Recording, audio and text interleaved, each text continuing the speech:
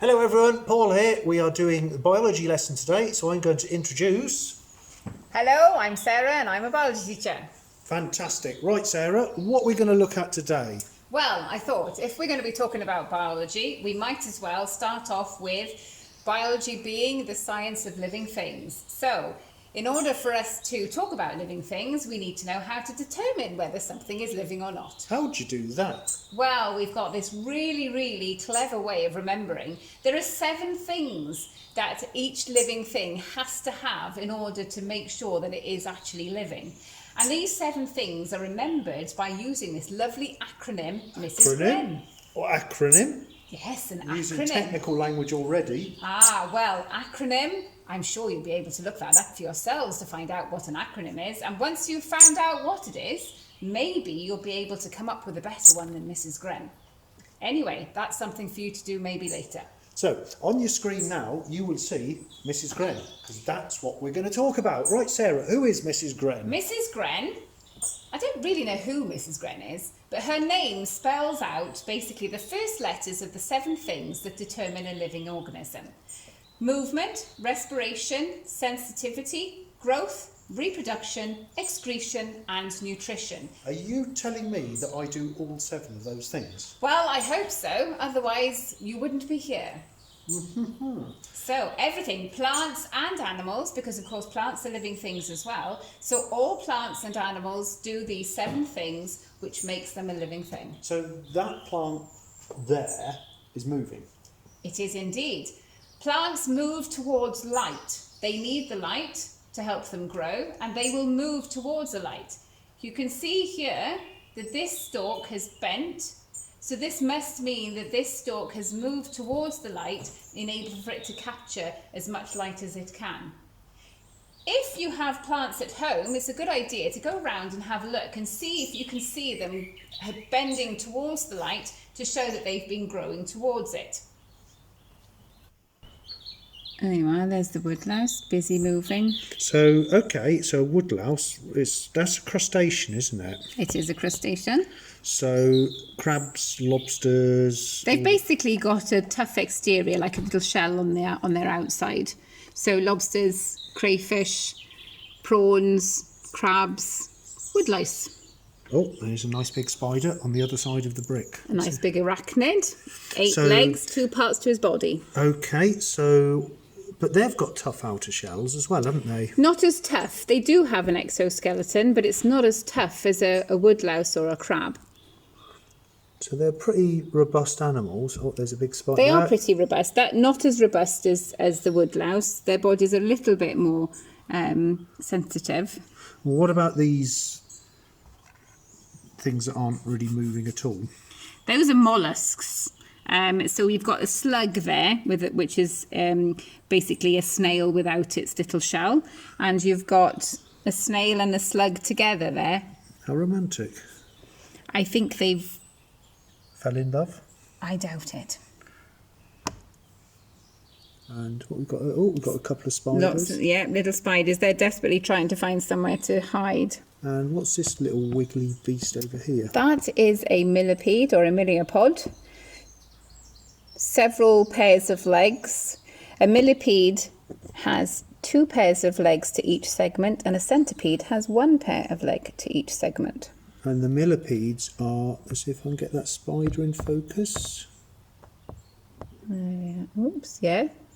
So that spider's just hanging around. I think you can see its jaws there.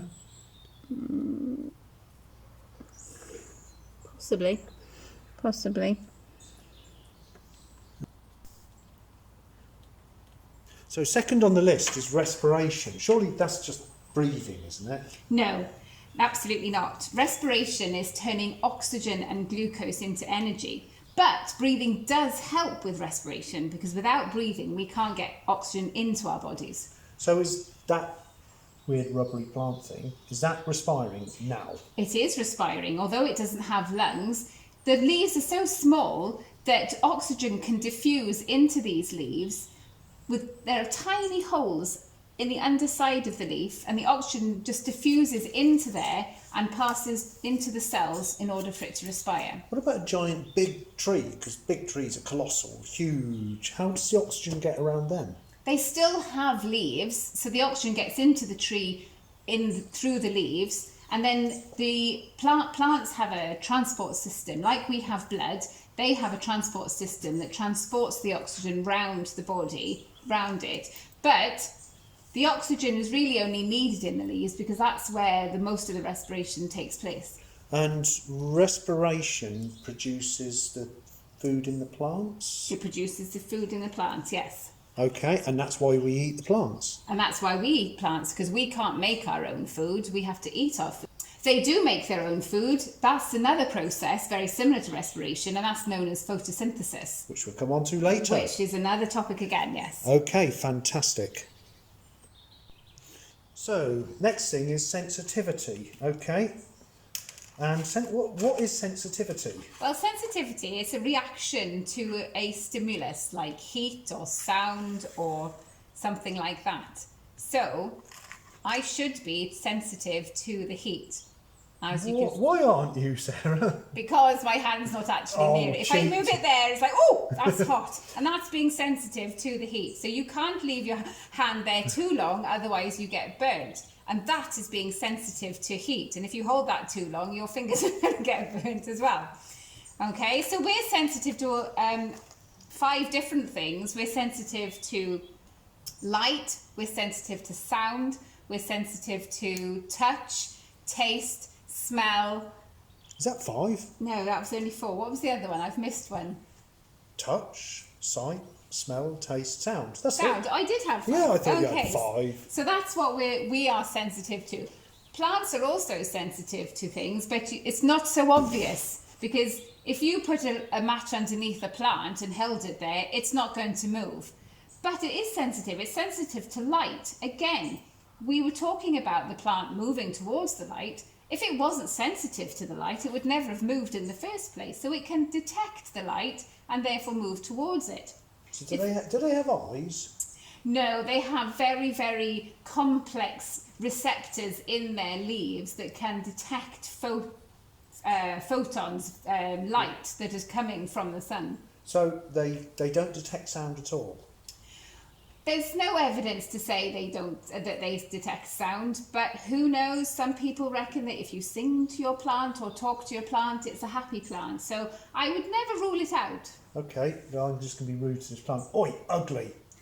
Well, it's not going to do anything with that, is it? Honestly. Who knows? They're also sensitive to gravity, because we know that the roots of a plant always grow downwards, and that's because it's actually sensitive to gravity. What if it's in Australia? Gravity basically works always towards the centre of the earth. It doesn't matter where you are. Oh, biologists. Okay, so we've got sensitivity. That's movement, respiration, sensitivity. Growth. I know on this one there's a bit of growth that we can see on here. Well, this plant is definitely growing, and in fact we've got a little tiny one growing down there, but every time a new leaf appears on a plant, it shows that it is growing. We can't see ourselves growing and we can't see a plant growing, but we know that it does occur. We certainly don't pop out of our mummy's tummies the size that we are now. It takes us years to grow, and it's the same with plants. Some plants take years to grow, some plants take a few weeks to grow. Right. Here we've got like a plant that is actually producing little tiny plants. You can see there that little plant that has come off from the leaf, if you put that in the soil, it actually will grow. And that is the plant reproducing itself. So every one of those little points on the leaves is where a baby plant... Potentially, yes. There's one just here as well. Is there? There's quite a few on this plant. It fell off. But this is not how most plants reproduce, and it's certainly not how humans and most animals reproduce. This is basically asexual reproduction, where they produce little versions of themselves that are ready to grow. But most things reproduce using sexual reproduction.